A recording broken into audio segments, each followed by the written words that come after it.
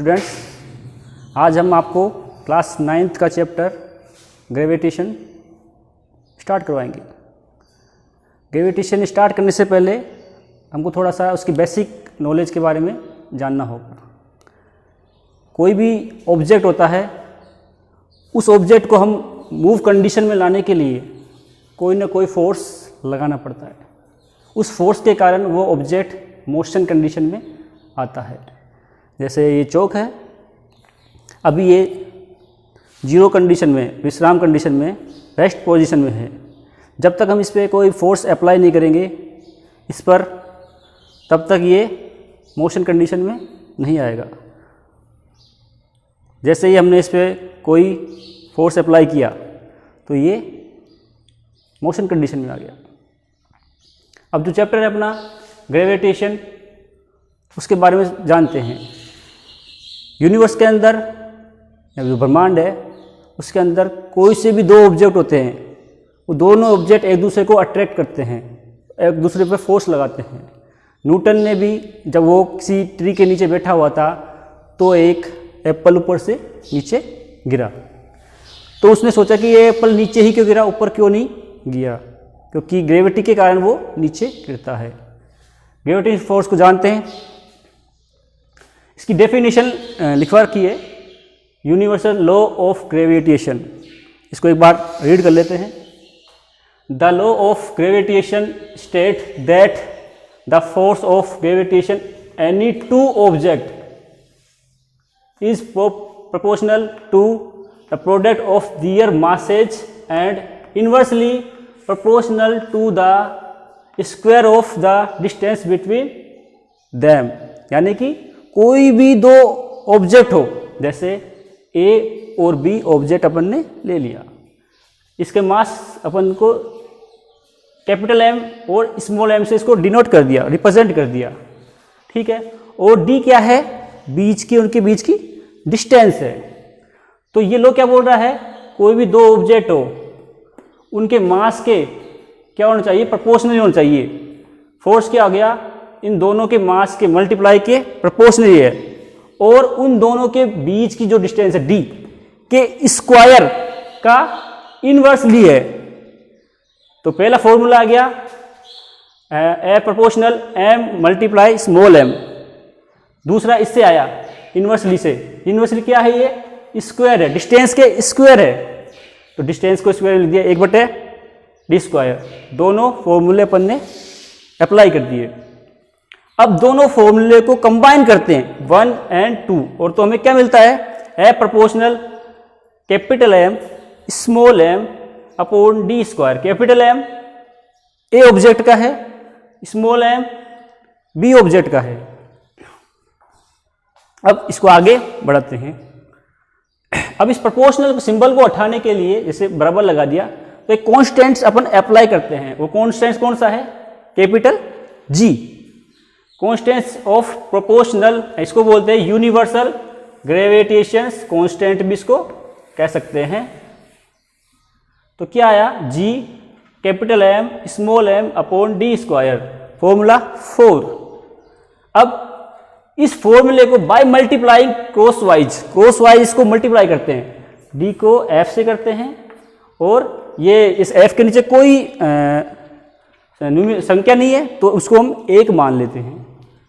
इसको मल्टीप्लाई कर दिया, f मल्टीप्लाई d² बराबर equal g m small m। इससे मल्टीप्लाई करेंगे, 1 से मल्टीप्लाई करेंगे तो 1 से करने पर कोई फर्क नहीं पड़ता इसके ऊपर। तो G capital M small m आ गया। आगे अब G का फॉर्मूला हम निकालते हैं, बाहर करते हैं इसको। तो G ये रहा, देखिए आप G को बाहर निकालते तो M स्मॉल m इसके नीचे F इंटू d² के नीचे आ जाएंगे। भाई G है ये वाला नीचे आ गया इसके ओनली, क्योंकि G क्या हो गया, बाहर हो गया। ओके, अब G का फॉर्मूला आ गया F d² upon capital M small m। Okay, अब SI यूनिट ऑफ G, इस G की SI यूनिट निकाली। कैसे निकाली, क्या आ रही है, पहले ये देखो, न्यूटन मीटर स्क्वायर पर किलोग्राम स्क्वायर। ये माइनस का चिन्ह है, कैसे आया? F क्या है? इसका F का होता है न्यूटन। D क्या है? डिस्टेंस। डिस्टेंस को किस में कवर करते हैं अपन? मीटर में। तो D के ऊपर स्क्वायर है तो मीटर स्क्वायर हो गया। M क्या है? मास है। मास किस में आ रहा है? किलोग्राम में आ रहा है। दो हैं, ठीक है। तो ये हो गया न्यूटन मीटर स्क्वायर किलोग्राम। अब इस दोनों को हम स्क्वायर भी लिख सकते हैं क्योंकि दो है, डबल है ये, क्योंकि मल्टीप्लाई है दोनों की दोनों। अगर ये सिंबल इसके साथ ऊपर लिखते हैं, क्योंकि ये जब बटे वाली संख्या से नीचे वाली संख्या ऊपर जाती है तो उसका सिंबल क्या होता है? चेंज हो जाता है। तो इसको हम इस प्रकार लिख सकते हैं। ओके, अब वैल्यू, इसकी वैल्यू निकालते हैं तो कितनी आती है? 6.673 into 10⁻⁻11 newton metre square minus kilogram square या पर किलोग्राम स्क्वायर। ओके, अब देखिए यूनिवर्सल लॉ आपको समझ में आ गया होगा। इसमें क्या होता है? कोई भी दो ऑब्जेक्ट होते हैं उनके बीच में यूनिवर्सल लॉ लगता है, सभी ऑब्जेक्ट के बीच लगता है। और दोनों ऑब्जेक्ट में क्या होना चाहिए? उनके मास, जो फोर्स है F, हमेशा दोनों के मास के मल्टीप्लाई होता है और उनकी डिस्टेंस के बीच की जो डिस्टेंस होती है उनके इस इन्वर्सली स्क्वायर की होता है, इन्वर्सली स्क्वायर होता है। इन दोनों कंबाइन किया अपन ने, ठीक है। कंबाइन करने के बाद में ये फॉर्मूला क्रिएट हुआ और फॉर्मूले से G क्या हुआ? यूनिवर्सल ग्रेविटेशन कॉन्स्टेंट्स बाहर निकल के आया और G की वैल्यू निकल के आई, G का ऐसा यूनिट निकल के आया। तो ये तो हो गया यूनिवर्सल लॉ ऑफ ग्रेविटेशन के बारे में। अब इसकी इंपॉर्टेंस क्या है भाई? Importance of the universal law of gravitation. तो पहला ये है the force that bind us to the earth. ये फोर्स क्या करता है? हमको अर्थ से कनेक्ट रखता है, जोड़ के रखता है। सेकंड है the motion of the moon around the earth. भाई मून का मोशन करता है चारों ओर, अर्थ के अराउंड क्या करता है? मोशन करता है। किसके कारण करता है? ग्रेविटेशन फोर्स के कारण। The motion of planet around the sun, जिस तरह मून अर्थ के अराउंड लगाता है चारों तरफ, उसी प्रकार जब भी सारे प्लैनेट्स क्या करते हैं? सन के चारों ओर क्या करते हैं? राउंड शेप में चक्कर लगाते हैं। The tide due to the moon and the sun, जो टाइड आते हैं समुद्र में, सी में आते हैं, वो किसके कारण आते हैं? मून एंड सन के इफेक्ट के कारण आते हैं। ओके, फ्री फॉल कंडीशन क्या है? फ्री फॉल कंडीशन ये है, जैसे कोई भी ऑब्जेक्ट है उसको हम गिराते हैं नीचे, उसके ऊपर कोई भी रेजिस्टेंस अप्लाई ना हो, हवा का भी रेजिस्टेंस उसके ऊपर ना हो, फ्री कंडीशन में वो ग्रेविटी के कारण गिरे ओनली, कोई भी हवा का किसी प्रकार का कोई रेजिस्टेंस इस पे अप्लाई ना हो, वो होती है free condition. With negligible air resistance falling object can be considered freely object of the different shape acylated differently. यानी कोई भी ऑब्जेक्ट है अगर वो बिना रेजिस्टेंस, एयर के बिना रेजिस्टेंस के गिरती है, किसके कारण? ओनली ग्रेविटी के कारण, तो वो क्या होगा? फ्री फॉल कंडीशन होगी। जितने भी ब्रह्मांड में प्लैनेट्स है और वो प्लैनेट्स किसी न किसी दूसरे प्लैनेट्स के राउंड शेप में, सर्कुलर पाथ में चक्कर लगाते हैं, जैसे अपने सन के चक्कर लगाते हैं, अर्थ है, और भी प्लैनेट्स है, और अपने प्लैनेट्स जैसे अर्थ के चारों ओर मून अपने चक्कर लगाता है। तो कोई ना कोई फोर्स उसके ऊपर अप्लाई होता है, बिना वजह तो कोई भी प्लैनेट्स किसी और प्लैनेट्स के चक्कर नहीं लगा सकता। जैसे अर्थ से हम कोई भी चीज़ ड्रॉप करते हैं तो वो नीचे की ओर जाती है। इसी प्रकार आपने एक एग्जाम्पल देखा होगा, खेतों के अंदर जो विलेज से रिलेटेड जो चिल्ड्रन है, स्टूडेंट है, वो उसको अच्छी तरह से समझ पाएंगे। खेतों के अंदर छोटे छोटे पक्षियों को भगाने के लिए हम एक रस्सी लेते हैं, उसके आगे एक चमड़े का या किसी कपड़े का कुछ इस तरह से स्ट्रक्चर बनाते हैं। एक बार मैं बना के दिखाता हूँ आपको। इसके अंदर स्टोन हम रख देते हैं और ये यहाँ से कनेक्ट होता है, और यहाँ पे कोई भी चिल्ड्रन बालक इसको पकड़ लेता है और इसको घुमाता है, तो घूमता है, और जब किसी इसको छोड़ते हैं तो वापस घूमता नहीं है, फिर किसी एक स्ट्रेट पथ में जाता है। ये आपने इसका एग्जांपल देखा, कोई ना कोई इसके ऊपर फोर्स कर अप्लाई हो रहा है तभी तो ये वर्क कर रहा है। इसी प्रकार जितने भी प्लैनेट्स है उसके ऊपर, जैसे मून है अपने अर्थ के ऊपर चक्कर लगा रहा है, तो कोई ना कोई इसकी शक्ति है, कोई ना कोई पावर ऐसा है, फोर्स है, उसको अपनी ओर खींच रहा है, उसको बोलते हैं सेंट्रीपिटल फोर्स। वो फोर्स किस लिए आ रहा है? वो आ रहा है अर्थ से आ रहा है। कोई भी हम चीज ऑब्जेक्ट छोड़ते हैं वो नीचे की ओर आ रहा है, वो फोर्स क्या है? ग्रेविटी है, पृथ्वी के कारण लग रहा है ग्रेविटी है। इसी प्रकार ग्रेविटेशन हम पढ़ रहे हैं, कोई भी दो ऑब्जेक्ट के बीच लगता है तो उनकी मास का मल्टीप्लाई होता है और उनकी डिस्टेंस के इनवर्सली प्रोपोर्शनल होता है। ये हमने पढ़ लिया था। अब आगे का टॉपिक है to calculate the value of g acceleration due to gravity. Small g gravity को रिप्रेजेंट कर रहा है। ओके, अब इसके बारे में छोटे छोटे स्टेप वाइज इसको समझा रखा है। The acceleration due to gravity is denoted by small g. इसको हम स्मॉल जी से रिप्रेजेंट करते हैं। The unit of is same as the unit of acceleration m per second square, यानी इसकी यूनिट क्या है? M metre per second square है। जो एक्सीलरेशन की है वो ही इसकी है। From second law of motion, ये दो बार लिख दिया, डबल बार लिख दिया। Second law of motion, force F is the product of mass M and acceleration A। Force क्या होता है? M मल्टीप्लाई A, यानी कोई भी ऑब्जेक्ट है उसका क्या है? मास और एक्सीलरेशन का क्या होता है? मल्टीप्लाई होता है force. For free fall, force is the product of the mass and acceleration due to gravity. जब कोई फ्री फॉल कंडीशन होती है तो कोई ऑब्जेक्ट नीचे गिरता है तब उसके ऊपर ग्रेविटी अप्लाई होती है, तब भी वो फोर्स लगता है। तब क्या होता है? F बराबर mg। ये तो क्या है? m, जैसे ये है ऑब्जेक्ट है, ये m क्या है? इसका मास है। g क्या है? ग्रेविटी। किसके लिए है? अर्थ के लिए। ठीक है, तो ये इसके बराबर है, F mg के बराबर भी है, F m के बराबर है। ये दोनों सेम है, ये दोनों क्या हो गए? Same, equal. ओके, अब यहां हमने इससे पहले एक फॉर्मूला पढ़ा था, F बराबर इससे पहले G capital M small m upon d square. अब F किसके बराबर है? इक्वल है mg, तो mg को यहां पर लिख सकते हैं। अब इस फॉर्मूले को हम आगे सोल्व करते हैं, तो इसमें m इसमें भी है, इसमें भी है, क्या हो गया? डिलीट हो गया, कट गया।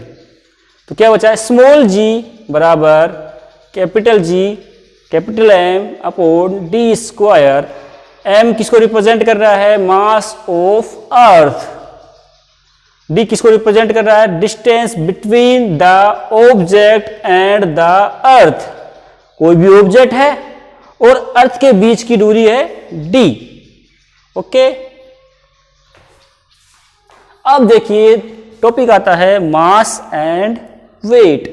मास क्या है और वेट क्या है, इसमें डिफरेंस कैसे पता चलेगा? देखते हैं भाई।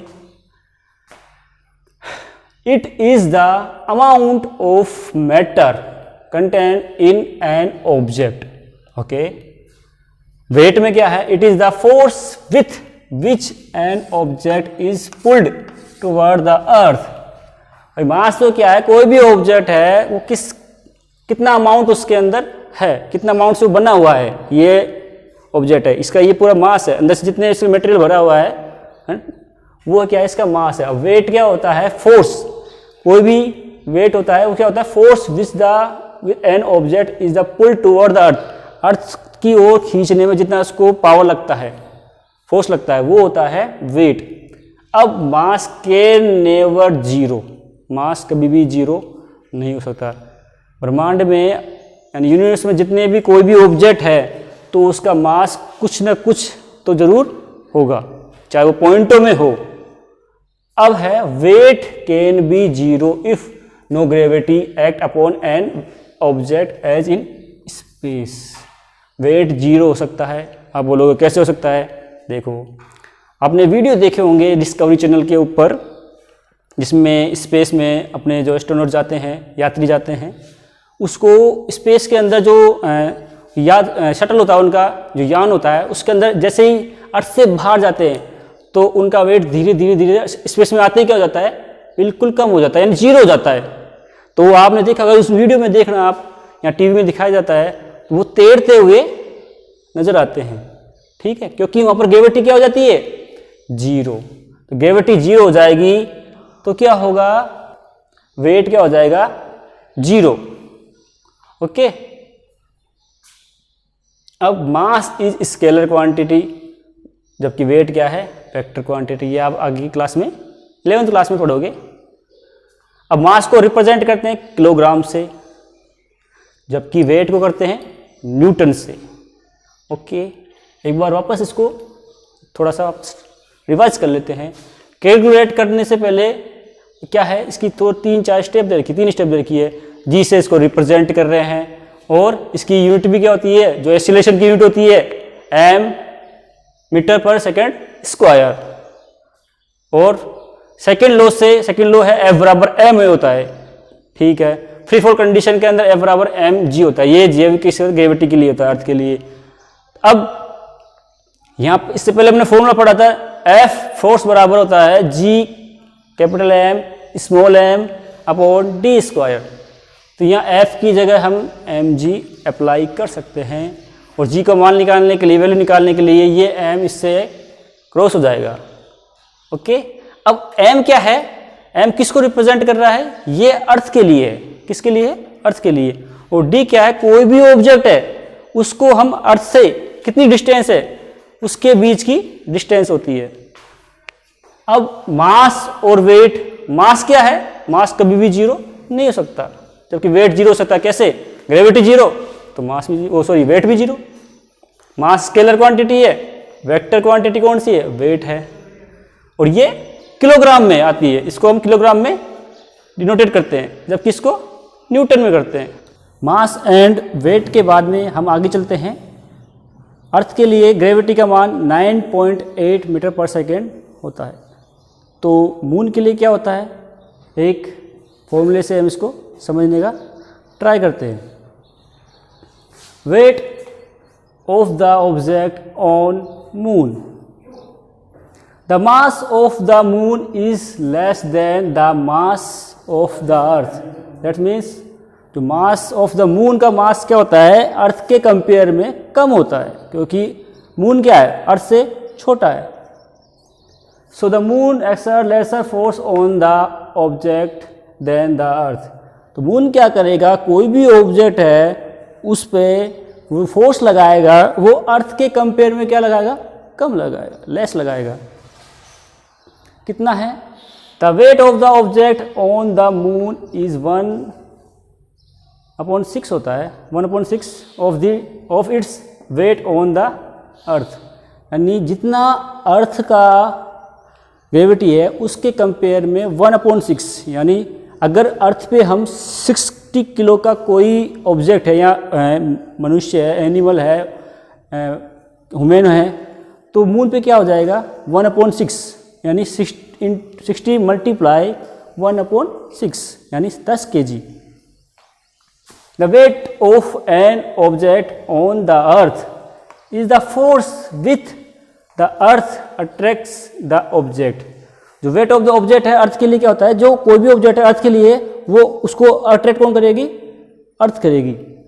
And the weight of the moon, an object on the moon is the force of the which is the moon attract of the object. यानी मून पे जो ऑब्जेक्ट होगा उसको अट्रैक्ट करेगा, मून करेगा। तो जो फोर्स अप्लाई करेगा वो मून करेगा।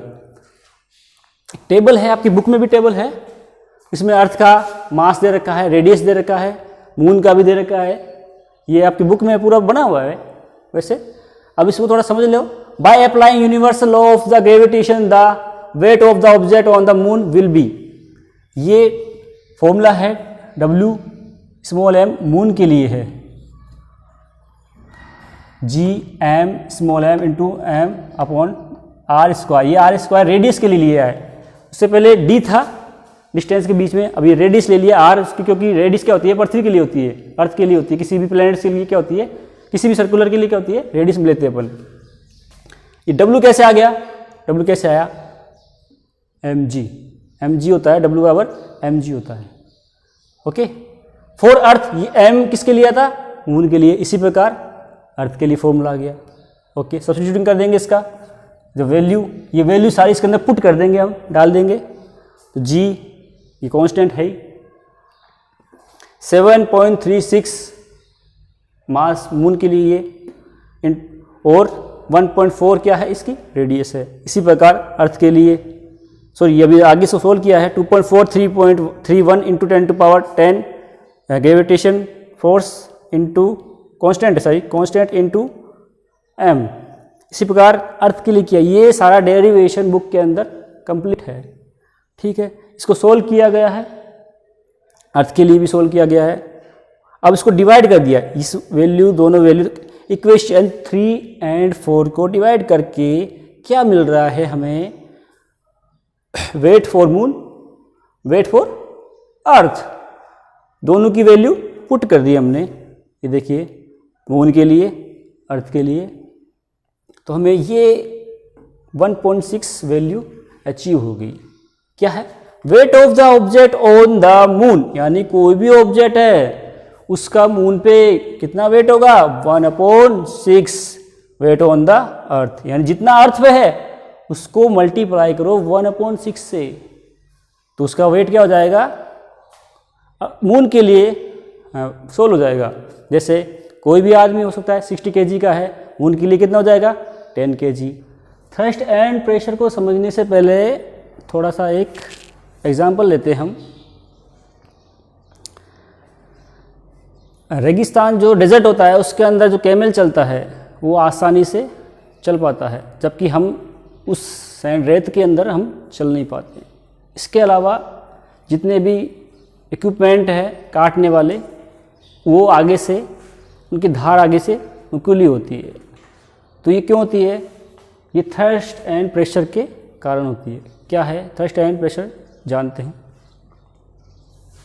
Definition, thrust is the force acting on the object perpendicular to the surface. Surface के ऊपर परपेंडिकुलर जो फोर्स लगता है उसको हम बोलते हैं थ्रस्ट बोलते हैं।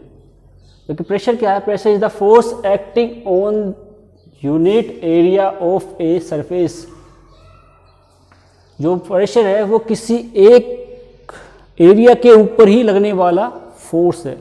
थ्रस्ट भी क्या है, फोर्स ही होता है। ठीक है, जो ऐसा यूनिट है प्रेशर की, न्यूटन मीटर स्क्वायर है, और न्यूटन मीटर स्क्वायर पर स्क्वायर बोल सकते हैं। प्रेशर का जो फॉर्मूला है थ्रस्ट अपॉन एरिया।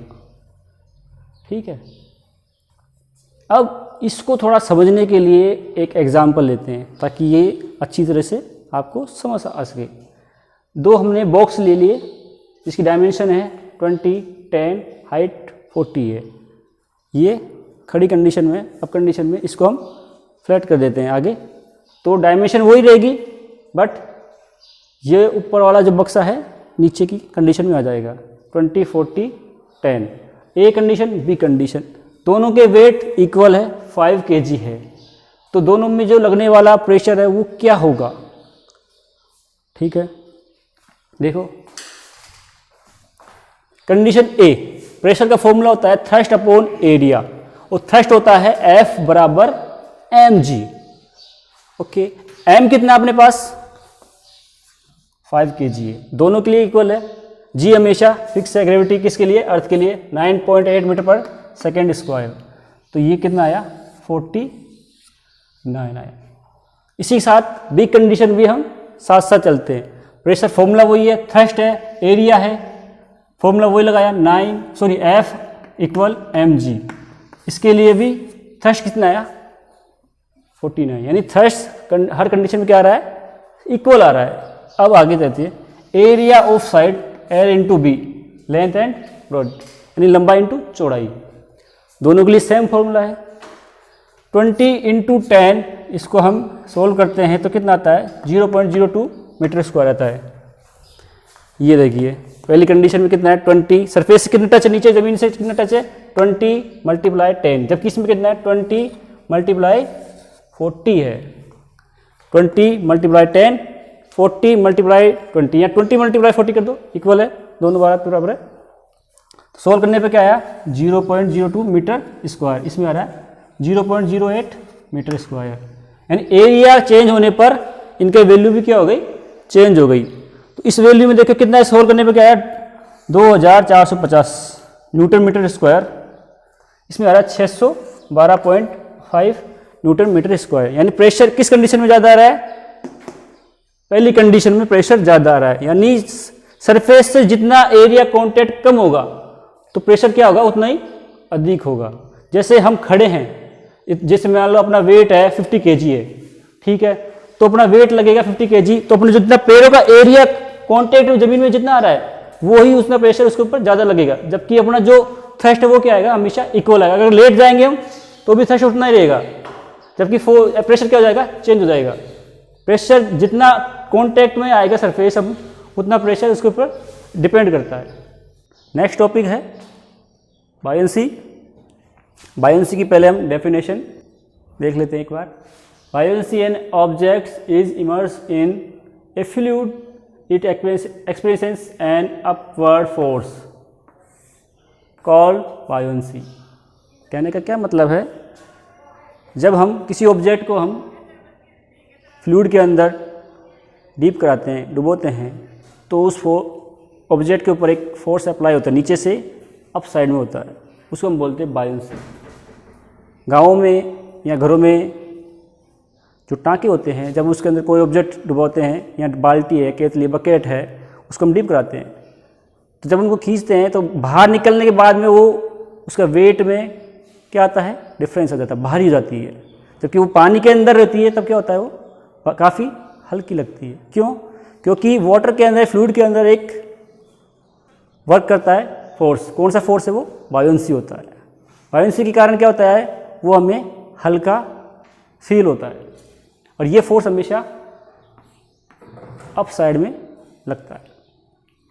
सेकंड, अच्छा नेक्स्ट टॉपिक है व्हाई ऑब्जेक्ट फ्लोट और sink when place on the surface of water. यानी कौन सा ऑब्जेक्ट किसी फ्लूइड के अंदर डीप हो जाएगा, डूब जाएगा या फ्लोट करेगा, तो ये डिपेंड करता है उसकी डेंसिटी के ऊपर। अगर किसी भी ऑब्जेक्ट को हम जिस वाटर या फ्लूइड के अंदर डीप कराते हैं, जिस ऑब्जेक्ट की डेंसिटी उस फ्लूइड से ज़्यादा है, अधिक है, मोर है, तो वो उसके अंदर डीप हो जाएगा। ये कम है तो वो उसके ऊपर फ्लोट करेगा। जैसे स्टोन है, या इसकी अगर डेंसिटी क्या होती है, वाटर से क्या होती है, ज़्यादा होती है, लेस मोर होती है, तो ये इसके अंदर क्या हो जाता है, डीप हो जाएगा। इसके अलावा अगर हम इसकी जगह, स्टोन की जगह क्या लें, वुड ले, लकड़ी ले, कागज़ का टुकड़ा ले, तो उसकी डेंसिटी वाटर के कंपेयर में क्या होती है, कम होती है, तो उसके ऊपर आसानी से क्या करता है, फ्लोट करता है। नेक्स्ट टॉपिक है Archimedes principal. Archimedes principle state that when a body is partially और fully immersed in a fluid experiences an upward force that is equal to the weight of the fluid displaced by it। ये भी fluid के ऊपर depend करने वाला formula है, principal है। इसमें क्या है, कोई भी ऑब्जेक्ट को हम किसी फ्लूइड के अंदर जब डीप कराते हैं, जैसे ये ऑब्जेक्ट है, ये बीकर है, और बीकर के अंदर एक अलग से ट्यूब लगी हुई है, ताकि ये बीकर के लेवल तक, ट्यूब के लेवल तक इसमें वाटर फिल है।